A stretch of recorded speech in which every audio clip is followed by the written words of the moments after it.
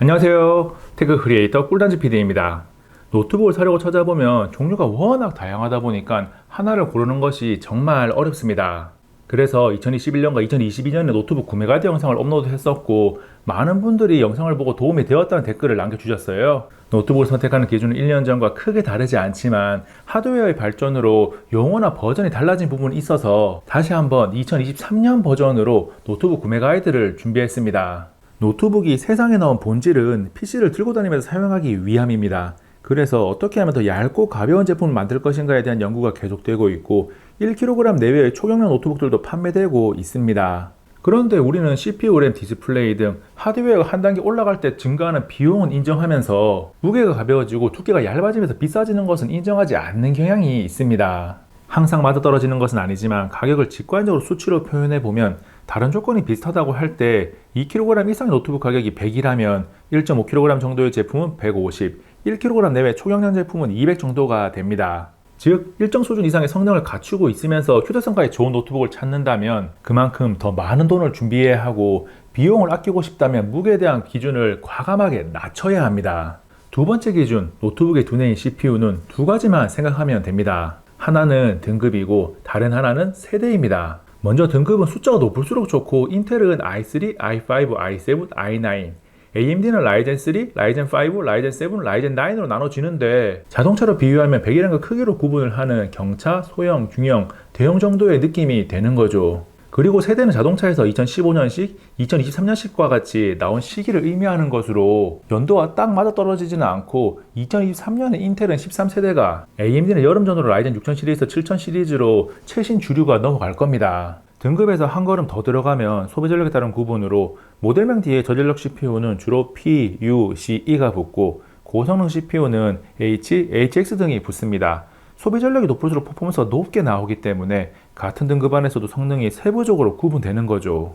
여기서 소비 전력 28W인 모델은 저전력으로 분류를 하지만 어느 정도의 퍼포먼스도 보장되기 때문에 업무용이나 학업용을 위한 경량 노트북에서 많이 채택하고 있습니다. 실제 제품명을 예로 보면 i7 1360P라고 하면 등급은 i7이고 뒤에 4자리 숫자 중에 앞에 2자리 숫자가 세대를 의미하니까 13세대 제품인 거죠. 그리고 뒤에 P가 붙어 있으니까 최대 소비전력 28W의 모바일 프로세서입니다. AMD도 예를 들어보면 라이젠 7 7840H에서 라이젠 7이 등급이고 4자리 숫자의 가장 앞에 있는 7이 7000 시리즈 세대를 의미합니다. 그리고 뒤에 H가 붙어 있으니까 35에서 54W의 최대 소비 전력을 가진 모바일 프로세서입니다. 학업용인 업무용 등 저전력 모델은 i5나 라이젠 5를, 고성능 CPU가 필요한 경우는 i7이나 라이젠 7을 선택하면 좋고 비용에 대한 부담이 있다면 한 단계 낮춰서 선택하는 것도 사용하는데 무리는 없습니다.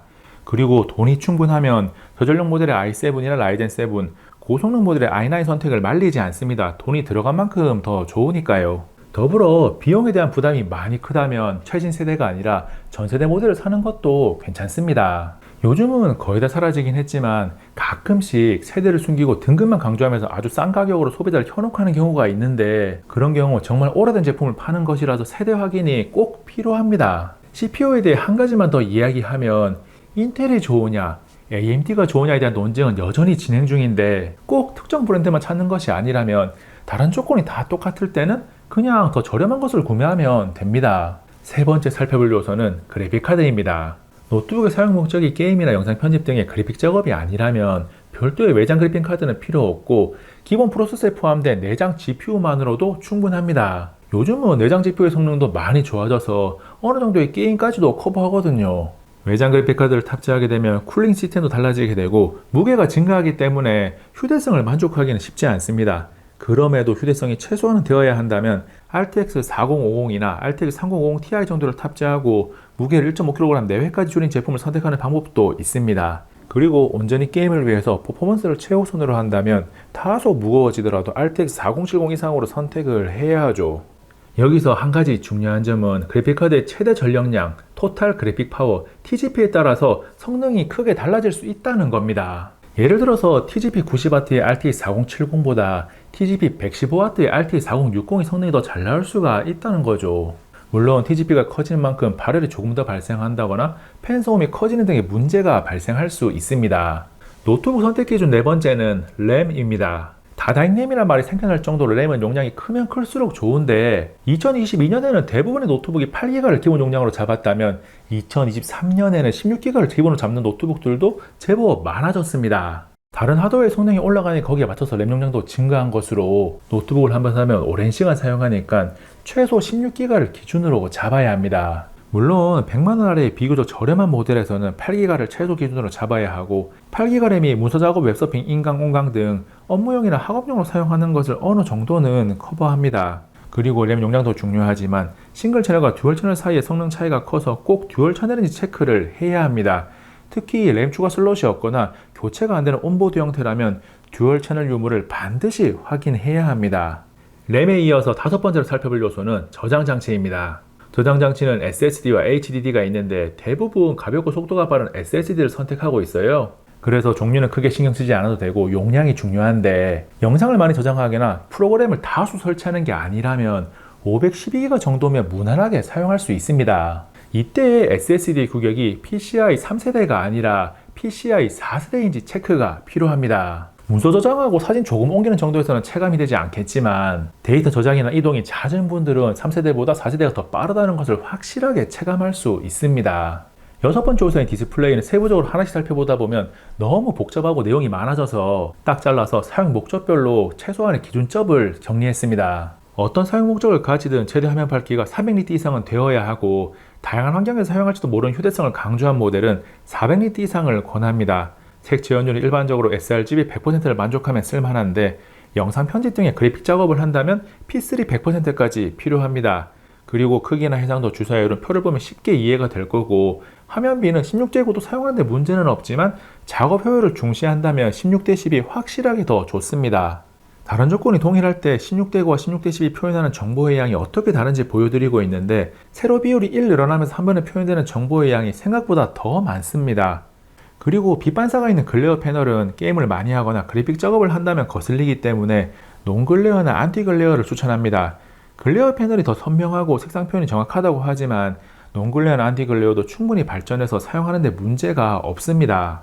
디스플레이와 배터리는 크기나 외장 그래픽카드 탑재 여부에 따라서 사용 시간이 크게 달라지기도 하는데 절대적으로 60W 이상은 되어야 들고 다니면서 무난하게 사용할 수 있습니다. 전원을 연결해야 최고 성능을 뽑아내는 게이밍 노트북은 사실 배터리는 신경 쓰지 않아도 돼요. 고사양 게이밍 노트북은 99W 배터리를 탑재했다고 해도 사용 시간이 길지가 않거든요. 여덟 번째로 살펴볼 키보드와 터치패드는 2023년쯤 되고 보니까 전체적으로 상향 평준화되어서 이건 정말 못 쓰겠다는 제품은 많이 사라졌습니다. 그래서 타이핑 시 너무 바닥에 깔린 듯한 느낌이나 반발력이 너무 약해서 치는 듯 마는 듯한 느낌이 나는 제품 정도만 고르면 됩니다. 터치패드는 다른 부분은 상향 평준화되어서 크게 신경 쓰지 않아도 되지만 너무 작지 않은지는 체크가 필요합니다. 터치패드를 편하게 사용하기 위해서는 큰 것이 확실히 좋습니다.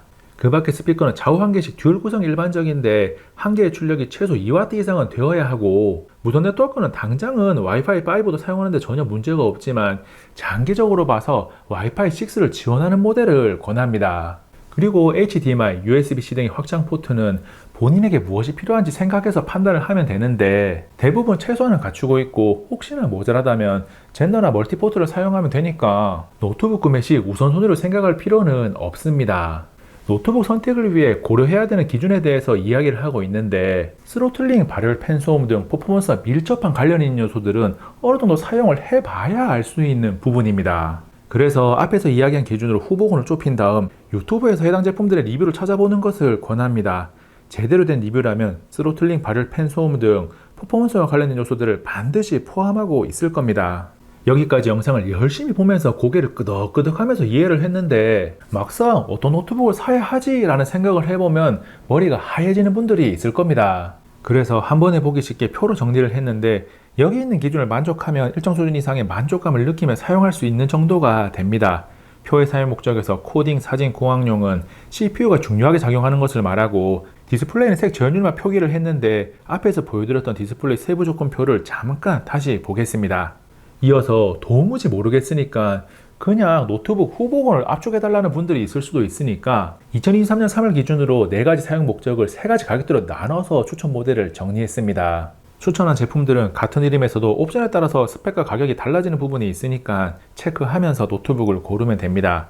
그리고 가격이 내려가면 앞에서 제시한 모든 기준을 다 만족하지 못하는 제품도 있는데 최대한 누구나 무난하게 사용할 수 있는 제품 위주로 골랐습니다. 사용 목적별로 구분을 하긴 했지만 게임용과 영상 편집용은 하나로 묶어서 생각해도 되고 한 가지 목적으로 사용하는 게 아니라면 너무 사용 목적에 얽매이지 말고 알려드린 모델들을 두루 살펴보시기 바랍니다. 이제는 노트북을 고르는 게 어렵지 않을 겁니다. 혹시나 아직까지도 긴가민가 하다면 이 영상을 한 번 더 보시면 되죠. 이번 영상은 여기까지. 다음에 또 만나요. 안녕. 와, 이 영상 정말 멋지네요. 제가 가장 좋아하는 영상입니다. 보세요. 꼭 보세요. 아니면 이야, 이 영상도 있었네. 이 영상은 딱 보니까 정보가 가득 차가지고 막 흘러 넘치려고 하고 있어. 받아야 되나? 이 영상도 재밌습니다. 알차요. 둘 다 볼만합니다. 눌러보세요.